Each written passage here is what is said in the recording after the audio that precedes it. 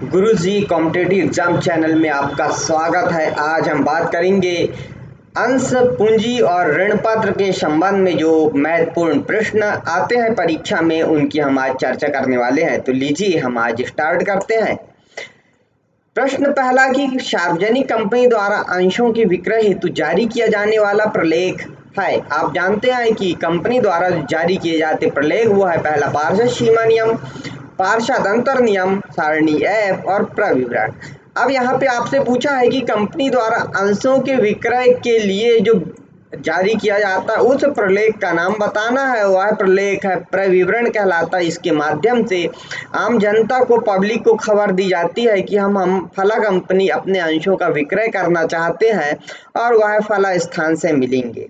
तो सही जवाब हो जाएगा ऑप्शन नंबर 4 प्रविवरण। अगला क्वेश्चन आपकी स्क्रीन पर। क्वेश्चन नंबर दूसरा है कि पूंजी का भाग जो केवल कंपनी के समापन के समय मांगा जाता है वो कहलाता है। जो कौन सा भाग है जो समापन के समय ही मांगा जाएगा, अर्थात इसके पहले नहीं मांगा जाएगा, ऐसे भाग का नाम क्या है? तो क्या उसे अधिकृत पूंजी कहते हैं, निर्गमित पूंजी कहते हैं, प्रार्थित पूंजी कहते हैं या संचित पूंजी कहते हैं?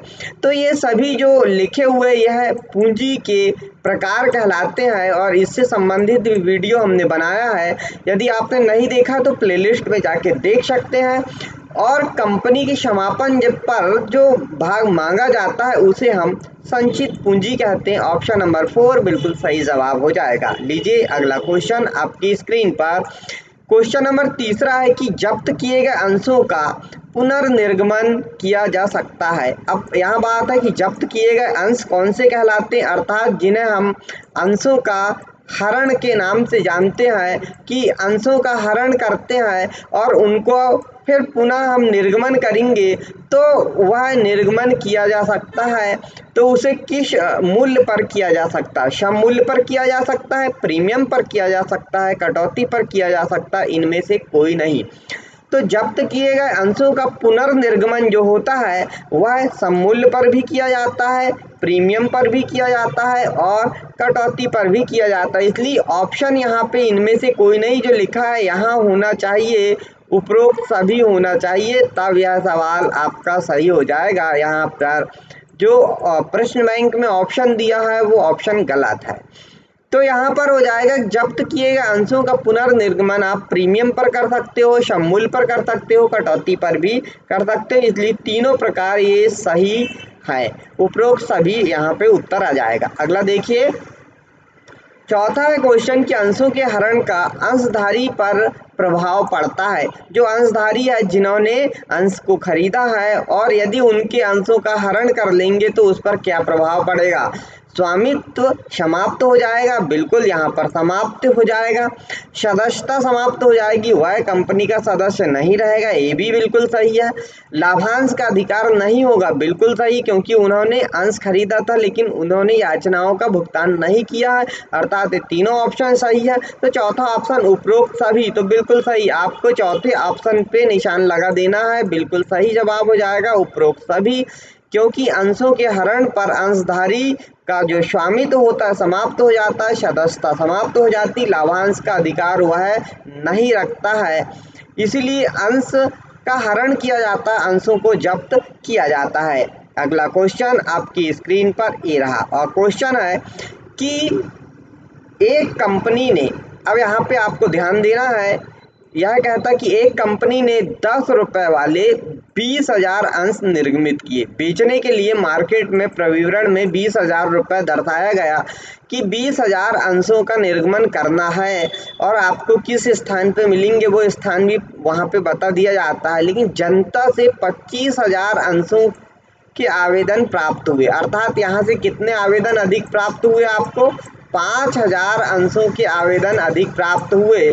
तो यहाँ पूछा जाता है कि यह क्या कहलाएगा, जो अधिक प्राप्त हुए इसे हम क्या कहेंगे? तो आपको मालूम है कि कंपनी जब अपने अंशों का निर्गमन करती है और यदि उससे अधिक आवेदन प्राप्त हो जाते हैं तो उन्हें आप क्या कहते हैं, हमने वीडियो में बताया है, यदि आपने नहीं देखा तो आप देख सकते हैं। क्या उन्हें याचना कहते हैं, क्या अति अभिदान कहते हैं, अल्प अभिदान कहते हैं, अवशिष्ट याचना कहते हैं?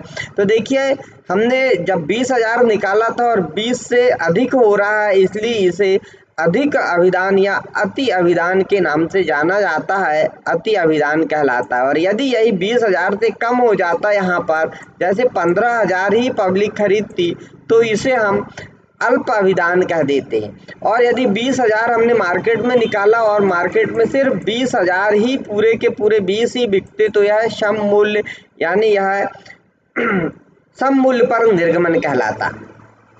आगे देखिए, क्वेश्चन नंबर 6वां है आपकी स्क्रीन पर, भारतीय कंपनी अधिनियम 2013।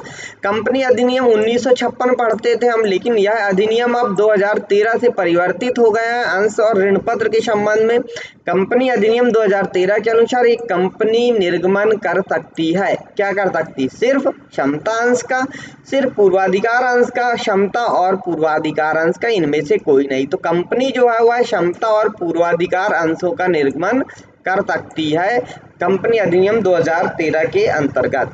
अगला देखिए आपकी स्क्रीन पर, क्वेश्चन नंबर 7, अंशों की जब्ती पर डेबिट किया जाता है। जब आपने अंश को जब्त किए तो आप डेबिट क्या करोगे, डेबिट क्या लिखोगे, डेबिट करने का क्या संबंध होगा, अर्थात डेबिट क्या लिखोगे और क्रेडिट क्या लिखोगे? क्या अंश पूंजी खाता डेबिट लिखोगे, या बैंक खाता डेबिट लिखोगे, या अंश हरण खाता डेबिट लिखोगे, या पूंजी संचय खाता डेबिट लिखोगे?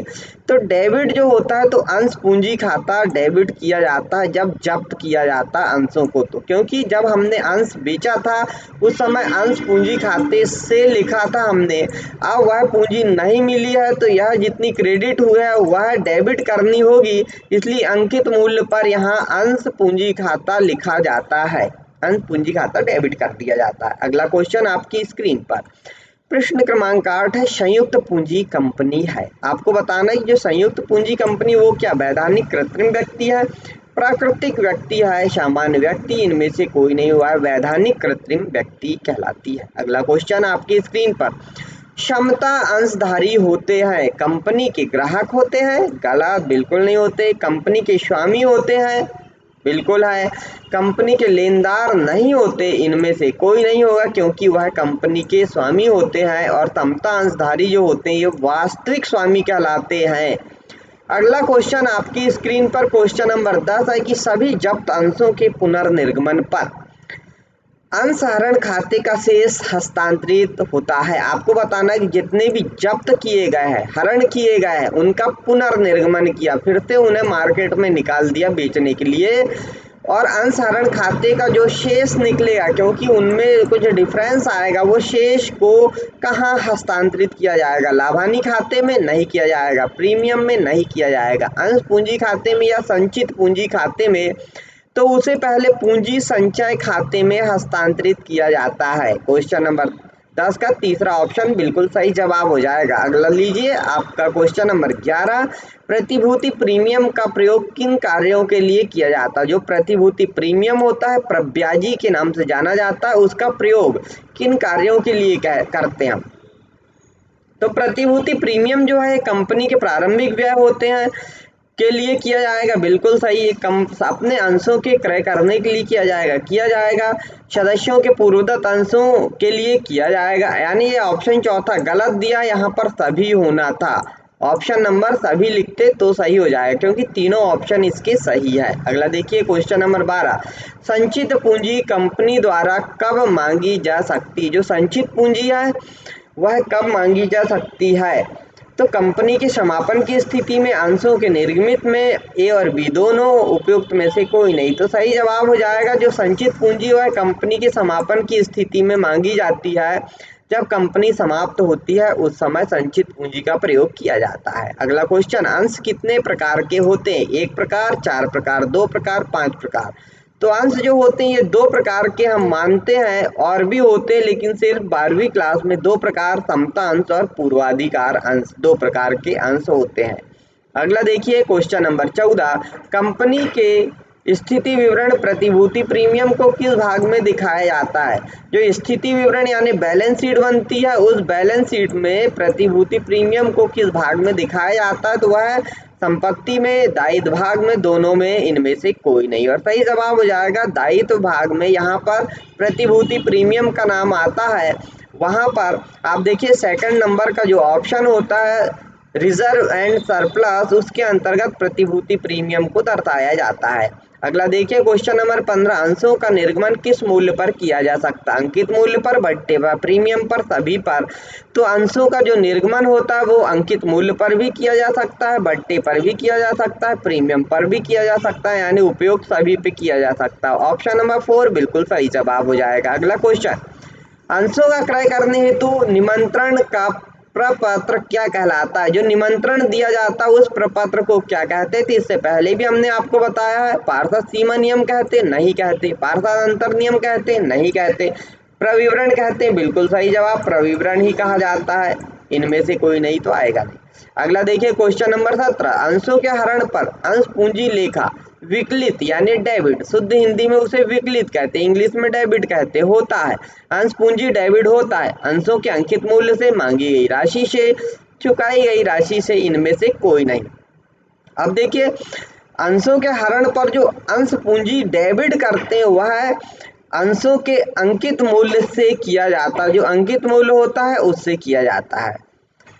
अगला देखिए क्वेश्चन नंबर 18, जब्त किए गए अंशों के पुनर्निर्गमन के पश्चात अंश हरण खाते के शेष को हस्तांतरित कर दिया जाता है। अंश छूट खाते में, अंश हरण खाते में, लाभानी खाते में, पूंजी संचय खाते में। तो यहाँ पर जो शेष होता है उस शेष को पूंजी संचय खाते में हस्तांतरित कर दिया जाता है। क्वेश्चन नंबर 19, जब्त अंश खाता का शेष उसके पुनः जारी होने के बाद हस्तांतरित कर दिया जाता है सुरक्षित कोष में, संचित पूंजी में, सामान्य संचिति में, इनमें से कोई नहीं। तो यहाँ संचित पूंजी में हस्तांतरित कर दिया जाता है। क्वेश्चन नंबर 20, जब अंशों की जब्ती की जाती है तो अंश पूंजी खाता नाम किया जाता, डेबिट किया जाता है याचना की बकाया राशि से, याचित रकम से, दत्त रकम से, इनमें से कोई नहीं। तो यहाँ बोला कि जब्त किया गया अंश है और उस अंश की पूंजी को डेबिट किया जाता है तो सबसे पहले तो हम पूरी राशि यानी अंकित मूल्य वाली ही राशि यहाँ पे हम लेते हैं। तो अंकित मूल्य वाली राशि का कोई ऑप्शन नहीं दिया है, इसलिए इनमें से कोई नहीं। सही जवाब हो जाएगा इनमें से कोई नहीं। तो ये पूरे ऑप्शन हमारे गलत हो जाएंगे। ऑप्शन नंबर 4 एकदम सही हो जाएगा, क्योंकि हम मांगी अंश पूंजी की जो है वह अंकित पूंजी की राशि से हम उसे डेबिट करते हैं। अगला देखिए, अंशों को जब्त किया जा सकता है याचना का भुगतान नहीं देने पर, सभा में भाग लेने में असफल हो रहने पर, बैंक के ऋण भुगतान करने में, अंशों को जब्त जमानत के रूप में। तो बिल्कुल जमानत नहीं होगा, बैंक नहीं होगा, सभा में भाग का नहीं होगा, याचना राशि का भुगतान नहीं करने पर अंशों को जब्त कर लिया जाता है। 22वां क्वेश्चन की अंश पूंजी खाता के शेष को आर्थिक चिट्ठे के मद के अंतर्गत दर्शाया जाता है। अंश जब्ती यानी हरण को कहाँ दिखाया जाता है? अंश हरण किया जाता है उसको कहाँ दिखाया जाता है? आर्थिक चिट्ठे में। तो इसे अंश हरण को संचय और आधिक्य के अंतर्गत दिखाया जाता है। अगला देखते हैं हम, कंपनी अधिनियम 2013 के अनुसार एक कंपनी निर्गमित कर सकती है सिर्फ समता अंश, सिर्फ पूर्वाधिकार, समता और पूर्वाधिकार अंश, इनमें से कोई नहीं। तो समता और पूर्वाधिकार अंश यहाँ पर निर्गमन कर सकती है। देखिए अगला क्वेश्चन, अंशों का निर्गमन किया जा सकता है अंकित मूल्य पर किया जा सकता है, प्रब्याजी पर भी किया जा सकता है, उपयुक्त सभी यानी ऑप्शन नंबर 3 बिल्कुल सही जवाब हो जाएगा। उपयुक्त सभी दोनों पर किया जा सकता है, अंकित मूल्य पर भी और प्रब्याजी पर भी, इसलिए तीसरा ऑप्शन दोनों वाला बिल्कुल सही हो जाएगा। 25वां अंशधारी कंपनी का होता है। जो अंशधारी होता है वो कंपनी का क्या होता है आपको यहाँ पे बताना है। सदस्य होता है, ऋणदाता होता है, ऋण पत्रधारी होता है, इनमें से कोई नहीं। तो जो अंशधारी होता है वो ऋणदाता नहीं होता, ऋण पत्रधारी नहीं होता, इनमें से कोई नहीं होता। वही तो सदस्य होता है, वास्तविक स्वामी माना जाता है क्षमता अंशधारी। अगला देखते हैं 26, अंश आवेदन खाता है। व्यक्तिगत खाता अव्यक्तिगत है, वास्तविक है, नाममात्र का है, वह व्यक्तिगत खाता कहलाता है क्योंकि यह मालिक का ही खाता होता है। अगला देखिए, प्रीमियम पर निर्गमन से आशय अंशों को अंकित मूल्य से कम मूल्य पर, अंशों को अंकित मूल्य से अधिक मूल्य पर, अंशों को अंकित मूल्य पर निर्गमन। उपयुक्त सभी, तो उपयुक्त सभी नहीं है।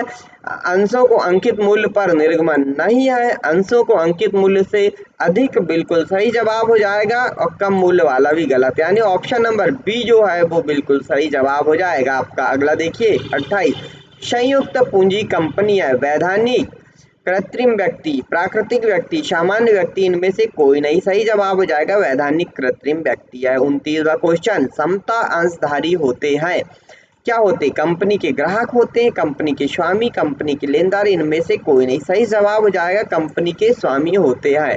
30वां, अंशधारी प्राप्त करते हैं, अंशधारी को क्या मिलता है? ब्याज, लाभांश, कमीशन, इनमें से कोई नहीं। और सही जवाब हो जाएगा लाभांश प्राप्त होता है। अगला क्वेश्चन, अंश आवंटन खाता है, व्यक्तिगत खाता, वास्तविक खाता, नाम मात्र का खाता, इनमें से कोई नहीं। आवंटन की बात की जा रही है, अंश आवंटन की बात हो रही है, और यह भी मालिक से संबंधित होती है, इसलिए यह भी आवंटन जो है यह वास्तविक खाता कहलाएगा। तो दोस्तों आज की इस वीडियो में इतना ही, मिलते हैं नेक्स्ट वीडियो में। आपको यदि वीडियो पसंद आए तो अपने दोस्तों को शेयर करें और इस वीडियो को पूरा देखें, जिससे आपको फायदा मिल सके। नमस्कार।